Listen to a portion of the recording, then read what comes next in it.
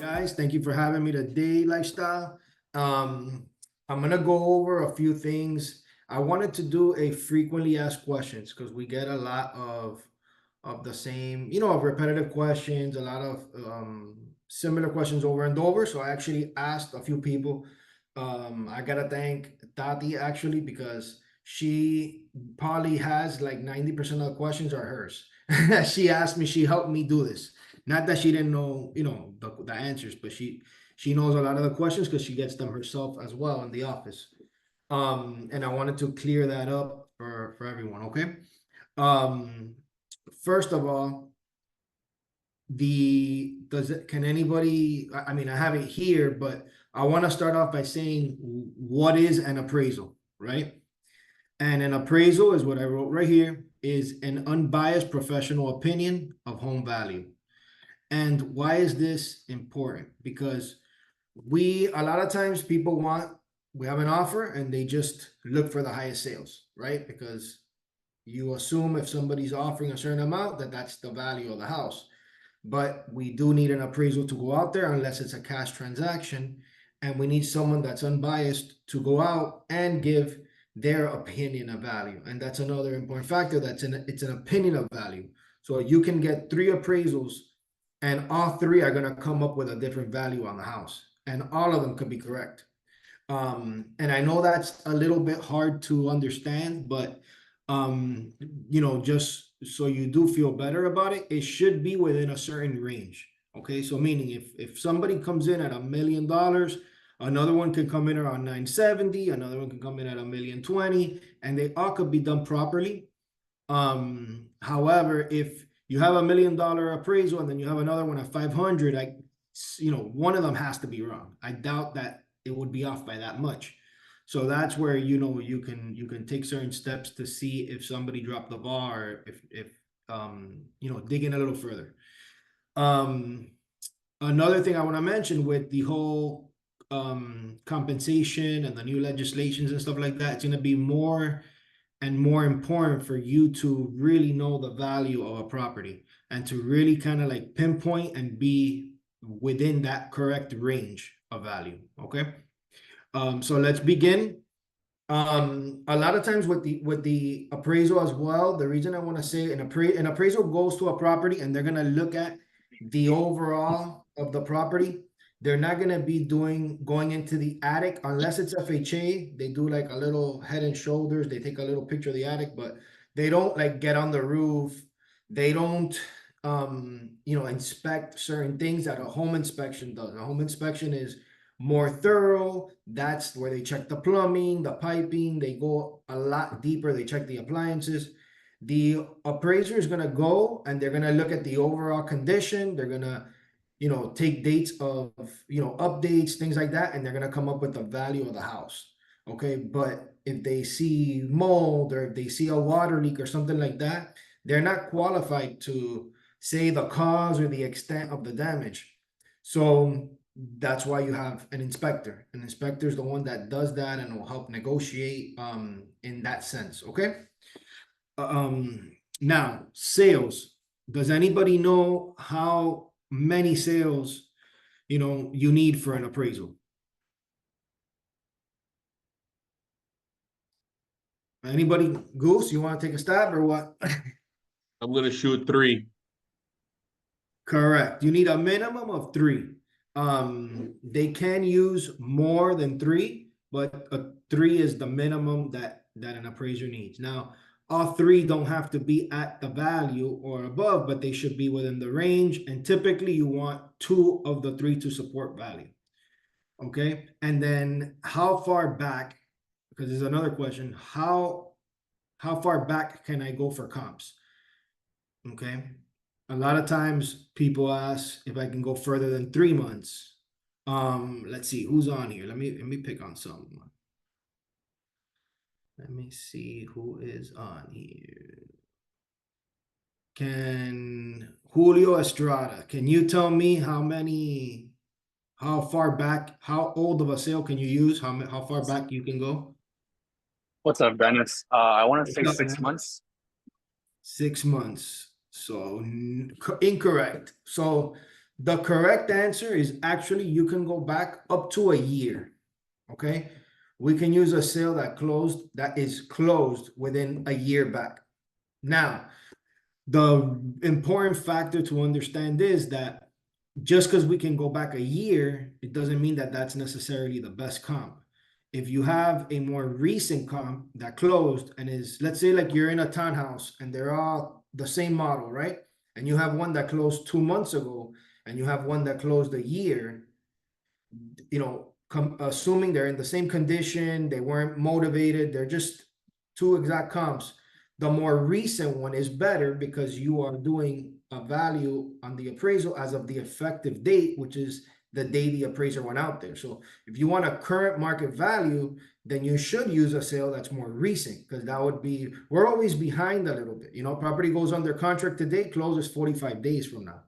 So even a year close sale, even though it's a good sale, it really reflects the market 14 months ago, not today. So the more recent you do, even if you use a sale that's 3 months ago, that closed 3 months ago, that's a sale from 5 months back, really. So you want to use the more recent ones if they're available. And I'm telling you, like, the guidelines and things like that, because you really want to inform your sellers or buyers on the current market value so you don't run into issues later. Or, you know, you don't want a seller that you give them a certain number and then they're disappointed if the appraisal comes in a lot lower. So that's what we want to try to avoid. So the sales are good up to a year, but if you have more recent ones, you need to see why, if the market's stable, if it's increasing, or declining. Okay, we haven't been in a declining in a while, but you know it does happen it used to happen every 7-8 years. It would correct a little bit, so we'll just have to see. So active listings. Another questions. I have a question? Let me see who we can ask. Yolanda Guerra. Do active listings support your value? She's there or no? Okay, we'll try Antonio. I will say no. Correct. So why do they ask for them on the report, right? Why do they ask appraisers to put listings? So the listings is a way of the bank protects itself, and because they wanna see the trend in the market. So when properties are increasing, you have us comps at 500, and then the new listings are at 550, because property values are going up so fast and people don't want to leave any money on the table, and the prices are catching up and people are getting offers on those properties like we saw a year or 2 or 3 ago. Now, when the market is more stable or correcting, then you see comps at 500 and then you see a listing at 500 or 510 or 520, closer to the actual market value.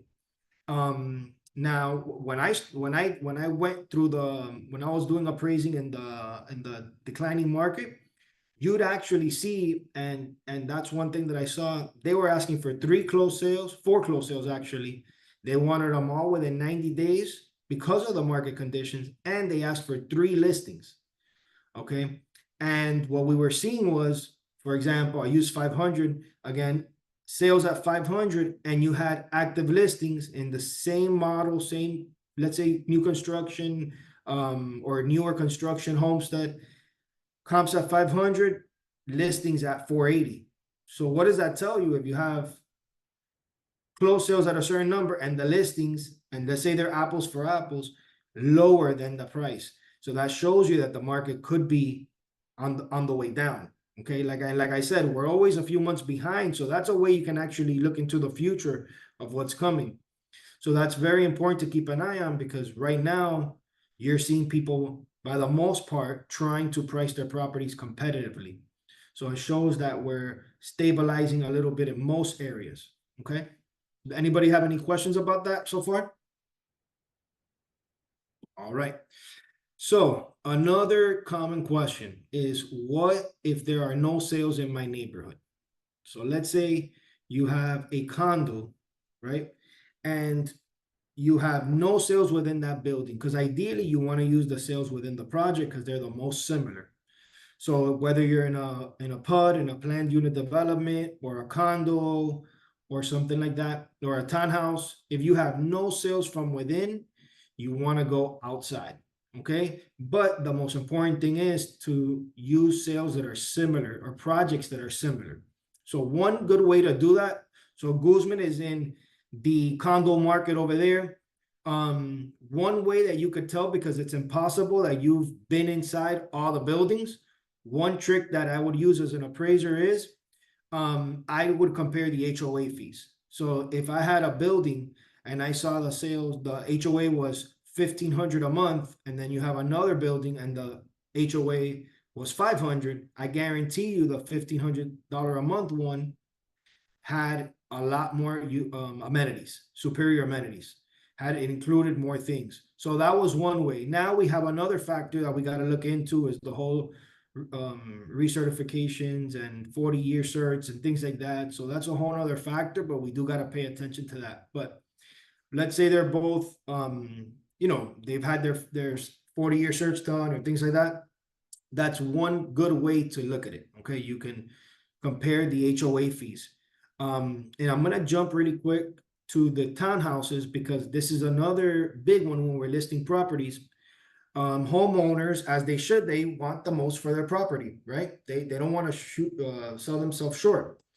So a lot of times we have people, and I just had one like that. The owner said, "Man, I don't understand. My property is 3 bedrooms, 1,400 square feet," and he's in Kendall, and he said, "My communities sell for about 420, 430, but I go outside of my community and all the same price, the same square footage, the same bedroom count, same quality of construction, they are selling for about 150,000 to 200 more. Why is that? Why can't my value be that?" And he even had active listings inside his community showing that it wasn't worth, that much. So I said, well, first, we're worth, your neighbors are selling for this much. So, someone's not going to pay more than what your neighbor's selling for. But apart from that, the reason is because his townhouse was a townhouse condo.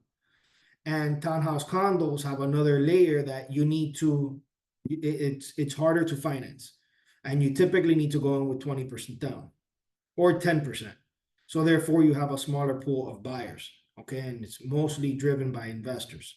Investors go by cap rate and renting, so that's why townhouse condos sometimes sell for less than lot and block.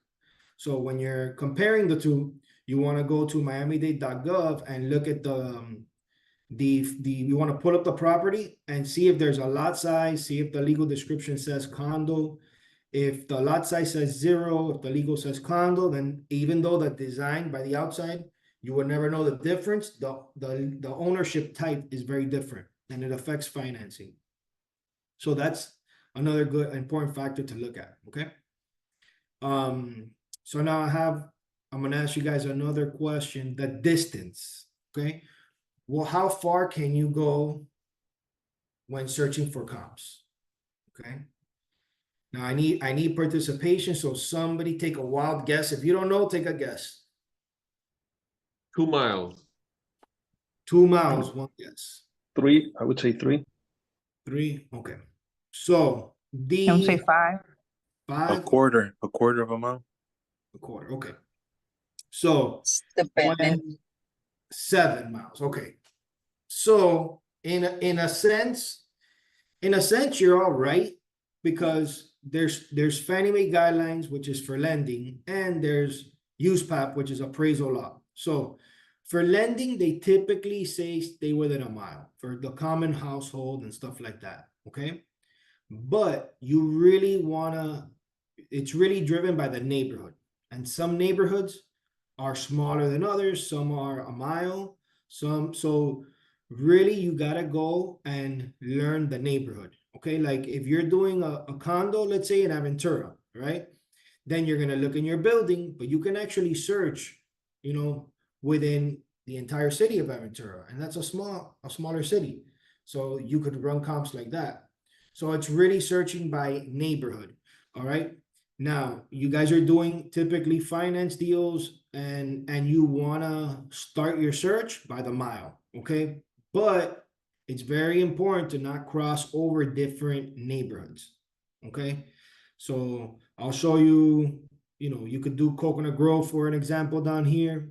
That's a small pocket, but if you cross over US 1, you're in Shenandoah, in one part you're in South Miami, and they're different cities. So it's really important that you guys know the neighborhoods and the values, and try not to jump to different cities. Okay, so that's one of the most important things. One trick, if you're in Miami, for example, you could do a search based off of the municipality. So the first two numbers of the folio tell you what city you're in. So you can actually do a search based on the city. And Google is amazing because you can actually go to Google and type in a city and you click open maps, and it will show you the exact outline and where the neighborhood boundaries are. And you'd be really surprised to see how some neighborhoods change and some jump, and how they outline, and sometimes they cut out certain parts. Okay. But with the location, it's very important to not cross over certain boundaries because the prices jump. Now, it could be because of the city, it could be because of the schools. Taxes vary. Coral Gables is like that, for example. So Coral Gables has higher taxes, but they have a different police department. They have different amenities. There's a lot of benefits of being a homeowner and privilege that you have for being a homeowner in Coral Gables that just being right outside of that boundary, you don't get. So that's why the price difference happens. Okay. So if for everyday practice, I would recommend you guys to stay on the average home, stay within a mile. And if you're in the Redlands or somewhere agricultural, then you jump 3 to 5 miles. Okay, because obviously when you have acre lots, you have less homes within that area. All right, any questions about that? Because I know that's a little tricky and I can show you. Okay. A quick question, blessing, my Yes. brother. Thank you. Thank you. If you're doing a quadruplex, how do you go about that? I have a client of mine interested in a quadruplex in Ocala, but it doesn't seem like I can find any quadruplex in that same area to do it for. Where'd you say, in Alapata? Ocala. That's north of Tampa, about 90 miles of Tampa. Yeah. Okay, so what I would do is first I check the zoning to make sure, because if there's none for sale, if there's none in the area, the one thing that I would say is why. Sometimes it's fine. It's just that there haven't been any that have been for sale. Sometimes there just hasn't been any sale in the market's slow, or nobody has sold one recently. But I would check the zoning, make sure that it's a legal triplex or fourplex, to make sure it has a legal and conforming use. Okay. Okay. And then I do 1 mile, 2 miles, 3 miles, and I check around there. Usually when you expand a search like that, you'll find something that's similar. Okay. Have you tried that yet or no? The one that I see is 4 miles away from it. Yeah, so make sure you have the right. I mean, are you using the MLS over there? Yes. Okay. Yeah, typically within that range you find it. I mean, look, there are occasions that you do a search and there really is very little, and you may have to go a little bit further. Those are case by case, but by the most part, if you go 3 miles out, you should find something. You'd go a year back. If you can't find something going a year back and 3 miles, maybe go back a little further, maybe go back as far as 2 years to see if Okay. something has sold in your neighborhood. If you're trying to, you're not doing an appraisal, so you're trying to come up with a number, and you're trying to figure out how much it could be worth based on a sales comparison approach. I would say go back then in your neighborhood a year, 2 years, even 3 years. And you can even say, hey, look, and then go to like Zillow and do a Zillow home price index on the zip code, see how much the area has gone up, and maybe do an adjustment based on that. You know, if that comp sold 2 years ago and the market's gone up, 10%, adjust for that factor, and that gives you a good basis. Okay. Gotcha. Thank you. Yeah, you're welcome. If anything, you could always shoot me a text. And I'm on the general chat, so you can go on there and find me, Dennis, and send me a message. And if you need help with that one-on-one, I could take a look and give you my opinion. Okay. Okay, will do. All right. Thank you. And okay, so moving on to renovations. So a lot of people, and this is typically homeowners, they say, do I get back every dollar I put into the property, right?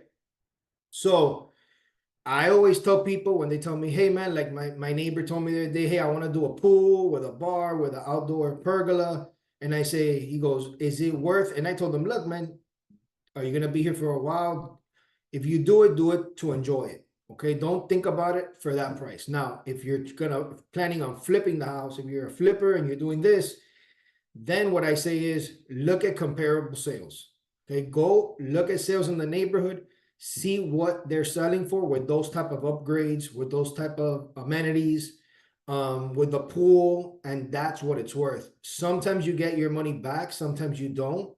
But just because you put in, 100 grand into a house, it doesn't necessarily mean that you're gonna get it back in that sense. Okay, you have to be. One thing is living in the house and you're doing something for your personal enjoyment, but now there's a regular pool that you can put in, and pools now are expensive. They're costing $50,000 on average to do, and some people do $100,000 pools.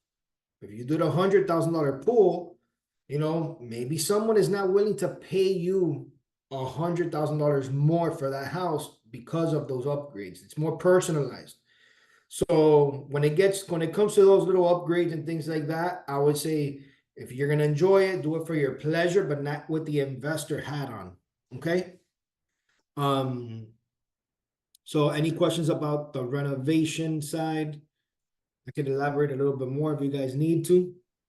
Yes, so with the renovations that's being done, I understand you don't get back every dollar that you put in, but if you have a home with a pool versus one without a pool, how do you determine how much more the other home is valued when you are trying to work on the comps? It's definitely an improvement in comparison to the other home because it's, an additional feature to the home. But how do you dollar wise determine, okay, this house has an extra, bathroom, or this one has a pool, this one doesn't? How do you determine like the dollar amount to figure out about how much it is worth if it's not dollar for dollar? Yeah, that's a great question. So what appraisers do is they go off of sales comparison approach, which is they're gonna look at sales. So the best way you can find the value of the pool is to look for comps and find a comp that's very similar to yours with a pool. Okay, because if this property is 1,500 square feet and has a pool and just sold, and it sold for, let's say, $500,000, right? Then you look at and you see if there's another house and it sold for 450 and it sold for and it didn't have a pool, then that's how you would come up with the number. It's called match paired sales analysis. Okay. So you look at comps with the pools, without, and that's how you get the number. Okay. That's what the appraiser is going to do to figure out how much they adjust. How much they adjust for a pool, how much they adjust for a lake, how much they adjust for bathrooms.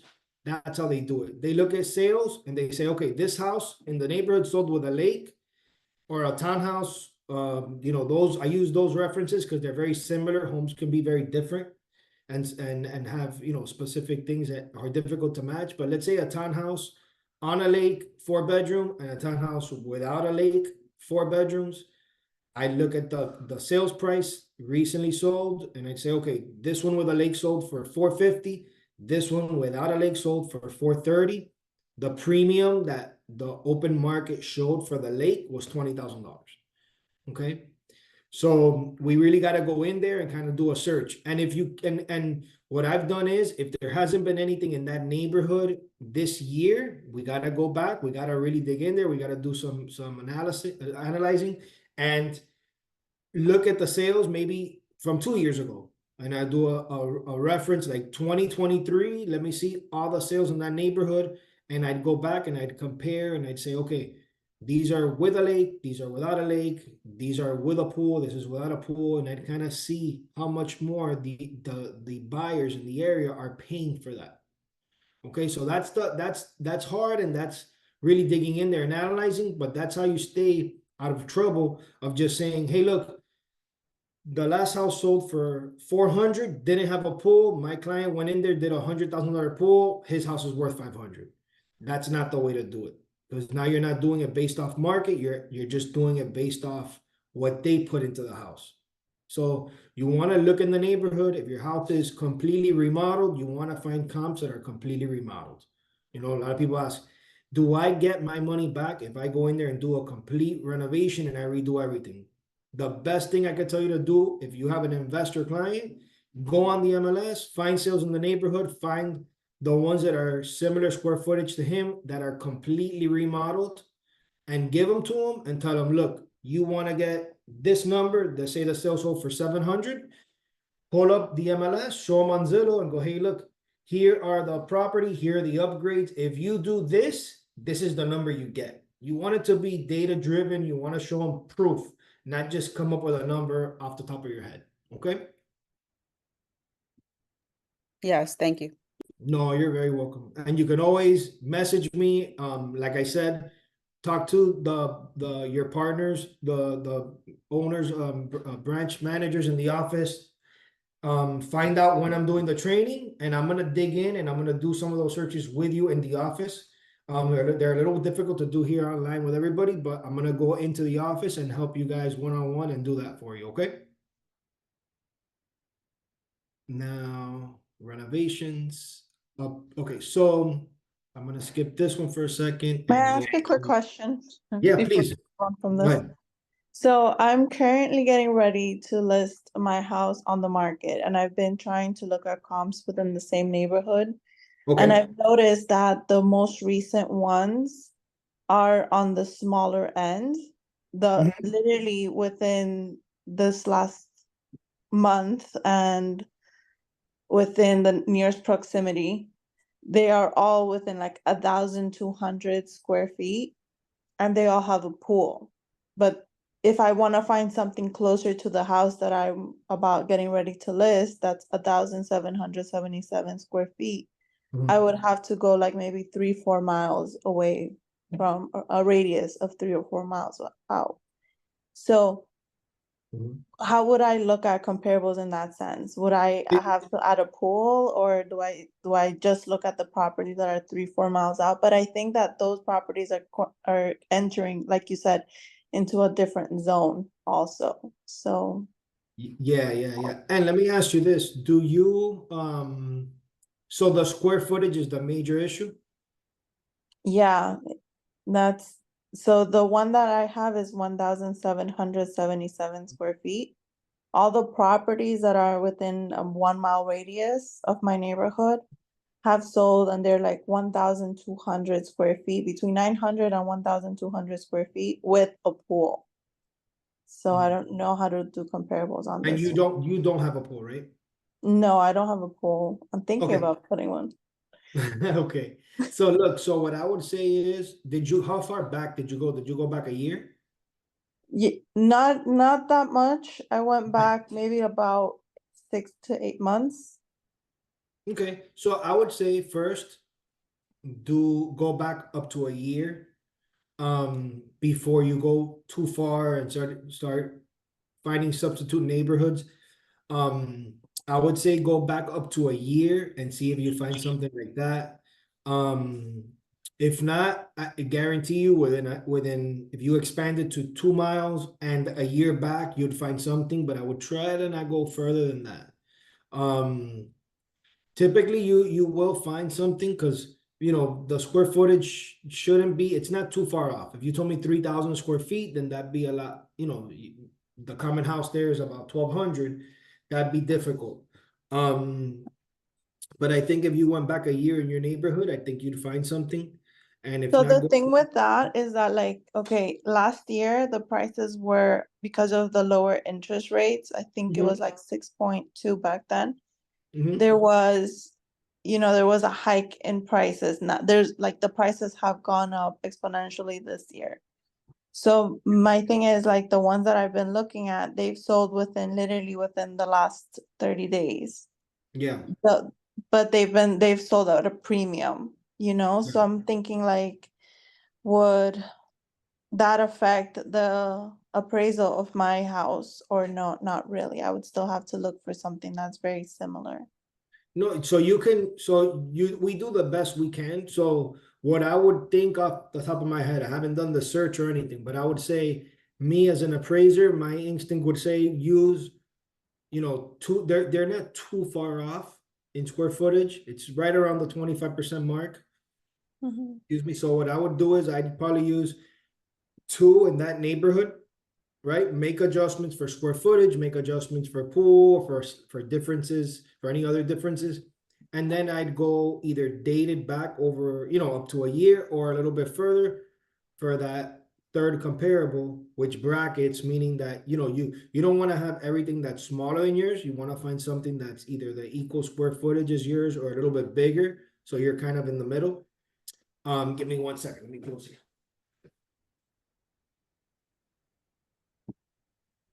So what I would say is do that. And if the market you feel is better now or worse, if the market's better, then they do a form that's called a 1004 MC, right?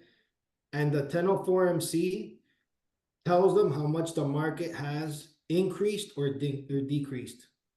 Hold on. Has increased or decreased. And if it's increased a certain amount or a certain percentage, they're gonna tell you and they're gonna make an adjustment for it. So it shouldn't affect the value of your home. Okay? Got it. Thank you.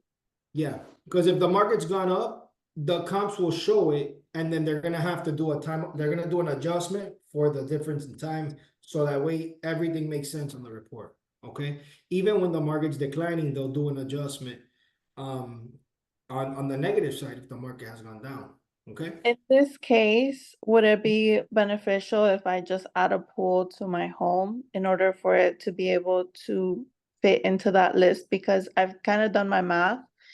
And if I do add the pool and I price it at the same average square footage that the other houses are being priced at, then it would actually make me a profit by adding a pool. Would Yeah, that be something to consider? So yeah, that's something to consider. If you're running your numbers and you have a quote for a pool, and you see the comps, which is perfect, and they're selling for a pool for X amount, it may be worth it. It may be worth it. I would say I would ask you to reach out to me so I could look at that neighborhood a little bit and like narrow it down to really kind of give you my opinion on it, looking at the data. Okay, Awesome. Thank you so much. you're welcome. And then as far as, okay, so the next thing I want to go over is appeal. Okay, so people ask, can I dispute an appraisal and what's the process, right?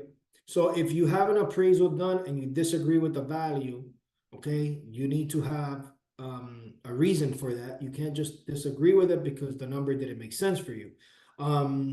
You may know the area very well. If you do, you should have some sales to support your opinion of value or how you determine the list price or some sort of data. So if you do have that, then I would say talk to the lender, whoever your lender is, and you would talk to them and you would say, hey, look, I disagree with the value. Can I do an appeal? Every bank, every lender has a different protocol. If they tell you yes, you can dispute it or you can do an appeal, then they typically give you a form and you'll have to fill it out by the most part, or the lender could fill it out, help you fill it out, and it's gonna say You know, are there any errors in the appraisal? Are there any typos? Are there anything that they left out? Did they mention anything about condition or things like that that you feel weren't mentioned? Like if the house has a new roof and they didn't put it in the report. So they're gonna ask you for discrepancies, errors, that sort of thing, and they're gonna ask you for sales to support the value. So if you have sales to support your value and you feel like something was done incorrectly or the value was just very off, then that's you have to speak to the lender that's helping you. Okay. Any questions on that? Okay. So next, does new construction in an area raise the value of my home? So what do you guys think about that? Anybody have any answer? Their opinion on that? Does it or does it not? I think it does. Okay, you think it does. Anybody else? I think it does. Okay. So in general, having new construction in your area, it is a good thing because it shows demand for the area, it shows growth. And it typically raises the median price point of the area, right? Now, is your house comparable? That's another question, okay? So in general, it's great to have new construction in your area because you have more business, you have more movement, you have growth, right? And demand. So that's a good thing, but does it raise the value of your home? Let's say in an appraisal, I'd say you'd really have to see it and see how it compares. Not, you know, sometimes your house may be from the 70s and there's a new construction, and it may not be a good comparable. But I do think that indirectly it elevates the area and it promotes growth and it's gonna help the neighborhood, which in turn will help your property. Okay. But it's very important that you know, because sometimes people go on an appointment and they say, well, the new construction is selling for 500, you know, my house should be worth 500. Well, you gotta show them the sales, why they're being worth that much. They may be newer, if their house is a lot older or there's amenities in that neighborhood. You gotta try to compare apples with apples, okay? And explain that to them, that in general, it's a good thing, but that sale may not be very comparable to theirs, but it does help the area, okay? Next question is additions, right? So when you have additions, do you include them? Do you not? Do you have a garage conversion? Do you include that in the living area? How does that affect my appraisal?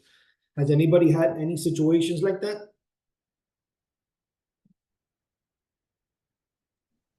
Nobody's. Yes. Okay, I was gonna say nobody's had a garage conversion or anything. I doubt it, but everybody go ahead. What situation did you have? Well, in Miami Gardens, if you done any improvements without permit and they realize that it was done without permit, then you can't really claim it as the upgrade or whatever you're citing it to be. And if you did it with permit, then yes, you are allowed to, you know, state it as livable space depending on, you know, what the project was. Yeah, Yeah. property doesn't appraise. Okay, so that's why it's very important also, that why I mentioned when you're looking for comparable sales to try to stay within your city and not change cities, because if you're you're right there, like you mentioned, Miami Gardens, I think, right? Miami Gardens has areas that start with municipality 34, which is Miami Gardens, but you have some that right across maybe 37th Ave or 57th, I don't know the boundary right now, but that are right across the street, right across that avenue, and those are actually unincorporated Miami. So now those don't fall into that guideline of needing the certificate of reoccupancy. So sometimes buyers prefer that neighborhood, or they may not prefer that neighborhood in turn. Okay, maybe they like the regulation. So it's just the value. It could affect the value. It could affect the appraisal. It could affect the comps. So that's why I tell you to try to stay. So so in general, garage, I would say go to miami-dade.gov, you click on the sketch, there's a building sketch area, and it'll show you what they're being taxed on. What they're being taxed on doesn't mean that it's legal or recorded, but it is typically legal. But that just means they're being taxed for it. So I would say the appraiser usually 99% of the time goes by that. Okay. So that's a good Good sign. point. Good point there. Real quick, Yeah. was that Tyra asking about about Miami Gardens? In That was Miami Tyra. Gardens. Oh, That okay. was Tyra, but I've had things work out with them too. Oh, okay. I just had that issue in a closing I had a couple weeks ago in Miami Gardens. And the solution that worked for me, obviously I needed the reoccupancy. They went in there and noticed that there was some work done in the house where they extended the house. The previous owner had been there for a very long time, but these reoccupancy certificates are for this purpose. With the appraisal, when I got a layout of the home, I took that layout to the Miami-Dade Property Appraisals to the Miami-Dade Property Appraisals office. I sent it in to them. They updated that. They updated the county records to show the bed and bath count, which I was surprised too, but they updated the Yeah. bed and bath count based on what the appraisal said, based on what the appraiser said. And then I went back to City of Miami Gardens to remove that violation on the reoccupancy, stating that the home was, stated as a 3-1, but you were selling it as a 4-2. So there was some work or stuff that was done to the house. But I was even surprised that I didn't need any permits or anything like that done. Just with the whatever the appraiser gave to me as the layout of the home, I went to Miami-Dade Property Appraisal, right? They updated the bed and bath count on their website. Then I went back to City of Miami Gardens and told them, hey, look, I updated this based on what you recommended, and they were able to remove the violation. So a That's little good to tidbit there. know. There. Yeah. Yeah, that's good to know. So Goose, yeah, the county, remember, their job is not the Miami-Dade.gov. They don't work for us. So what they do is their job is to collect taxes. So if they know that if you're notifying them that something is bigger, that there's more bathrooms, that the square footage is larger, that you have a pergola in the back or whatever, they're gonna go, beautiful, thank you. Now we're gonna include that here in our internal system and tax you for that. So they're doing their job. So that's why they'll go ahead and update it. Okay. So when it comes to additional square footage and that sort of thing, it depends a lot on the city you're in. So you already know in those cities that require that, you got to go through a little bit of hurdles. If you're in a city that doesn't require that, and I'll use unincorporated Miami as an example, in Miami-Dade County, which is if the municipality starts, the folio starts with 30, they don't require that. So what you do is, it's really a judgment call on the appraiser, how you can kind of have a good idea of what they're gonna do. Is the quality of the addition. The quality is done properly, it looks same quality construction, CBS. The floor ceiling height is good. Like you as a professional, if you see that it feels and is comparable to the rest of the home, the appraiser then is gonna say, hey, I can include this, but they're hired by the bank. So they're gonna go to the bank, they're gonna read their guidelines from their lender, and their guidelines may say include things based off of these criteria. If if it's done in a workmanlike manner, they have their criteria and they may include it, or they may say don't include anything that's not recorded on the county records.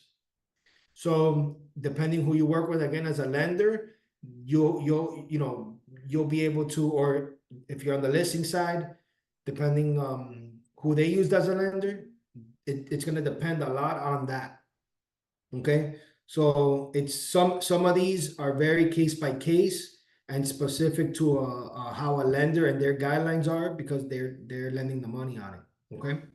So to be safe, you want to include whatever's on the county records. That's what you're going to value and give value to. Okay. If people tell you that they bought the house this way, that you know, it doesn't mean that they're, that's all okay. That doesn't mean it's legal. So you just have to show them what you can find online and that you gotta go based off of the value there. And if they wanna, you know, try to get the additional value, then you can always try and go through those obstacles. Okay, but at least prepare them for it. Okay, that they may include it or they may not at the end. Okay. And if you have efficiencies and stuff, you want to stay away. Like if there's a range or an oven, that's where it becomes a problem. They shouldn't have additional ranges if they're efficiencies. A lot of times now they do like a little kitchen, a little wet bar with a sink, and that sort of thing is fine. Okay. So now, another question, can I, on the day of inspection, can you provide comparables to an appraiser? Yes or no? I will say yes. Yes. Okay. So correct. We can. Okay. So you're actually encouraged, and the professors actually tell the appraisers to take the information, because if they are giving you comparable sales, you know, me as an appraiser, I think about it, and the way they're taught for the most part is you're human, you can easily overlook something. So you want to take the appraisers, they're not forced to use the sales, but why not? You know, why not give it to them? Tell them, hey, look, here are some comparable sales. I just want to make sure you don't overlook anything, or you know, here's some sales that I found. I want to see if you consider them. That's good sales, okay? So I always recommend that. And then that leads to my final question is to prepare. How do I prepare for an appraisal? Like we said, we're gonna take closed sales, okay? You want to take closed sales more than anything. An information sheet. So let me pull one up here. Okay, do you guys see the information sheet I have here? Okay, so the information sheet. This, I recommend that you do this for every listing that you have. Hopefully, if you're representing the buyer, hopefully the listing agent has this. If not, I would say go out of your way and prepare as much as you can, or tell them or ask these questions and give it to the appraiser. But it's in our interest to provide them the information. It avoids them not putting it in a report, not knowing, and it makes everyone's life easier. It makes them have a more thorough report. It makes you look like more of a professional. So this is what I typically do on my listings. I'll do something like this. I'll put the address on top. I'll put noteworthy repairs, meaning significant updates, and things that they may not notice right away, or no. So I put new metal roof 2022. They did the electrical panel, they replaced it with new circuit breakers. I put the date. Replaced flooring in bedrooms. They painted the exterior. The AC here, it's a major thing, but we didn't know the age, so I put it. The main features of the house, they're gonna get all that from public records. And but I have this when I'm showing a property as the listing agent, and hopefully a listing agent has it to give it to your buyer if you're representing the buyer. Okay. So here I put the things that the house has, and also things that they've added since purchasing and that sort of thing. Okay. So smart home technology, painted. Let me see, they renovated the floors, they put the waterproof laminate, new AC ducts. They would not know unless I tell them. The electrical panel, the landscaping, cameras, and then here again, added features. Okay, so this is something that you want to do as a listing agent, as a buyer's agent, but definitely take it to your appraisers. Okay, you don't want them to say, you know, you don't want to have to go back and do an appeal and they say, oh, look, I didn't know the roof was new. You know, nobody told me. It's in your interest, so do it. They should be professional, they should ask this, but you want to be sure that this is not something that's overlooked, because it's in your client's best interest. Okay. So this is something very important to give. And then I just wanted to show you back here, this is the guide to municipalities. So in Miami-Dade County, which is where I mostly work, the first two numbers of the folio tell you what city you're in. A lot of times people, even homeowners, buy somewhere and the mailing address will say Coral Gables. And they think they say, hey, my house is in Coral Gables. But in actuality, if the folio does not start with 3, they do not live in Coral Gables. They do not live in that city. So this is the way you could show them, and you can always even Google it. And if you go to Google and you do a search, it will actually show them the outline of the neighborhoods. Okay, you Google Coral Gables, you open map, and it'll show them the outline of the city. So those are just some very important tips. It'll help you in Miami Shores, for example, happens all the time. The house right across the street is in city of Miami or unincorporated Miami, and the value difference is hundreds of thousands of dollars, and the house is a block away or across the street. Okay, so that's the end of my training. Now, if you guys have any further questions, please let me know. That was some good nuggets at the end there with the folio number, understanding that it's really important that us as agents understand our business, and this is a very important part of it, especially when you're out there and you're speaking to clients and consumers and sellers, that you know the difference, because they may tell you 30 or 32 and you're like, no, 32 is not in the Coral Gables, so whatever the area is. So know those little tidbits. That's super important. So yeah, Dennis, great job, bro. You always drop down on these. You're an expert at this, dude. Thank you, my brother. Appreciate you guys, man. All right. If anybody needs anything, please shoot me a text, reach out. I'll get back to you. If I'm busy at the moment, you text me, I will get back to you. Okay. Any other questions?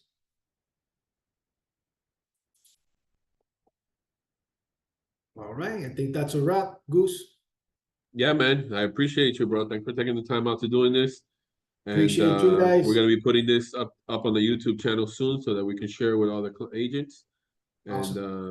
we'll be digging up for you to do some more in other offices. So I appreciate you, my bro. Yeah, man. Thank you. I'll be up there in Aventura soon. So talk to Guzman. He'll let you know when.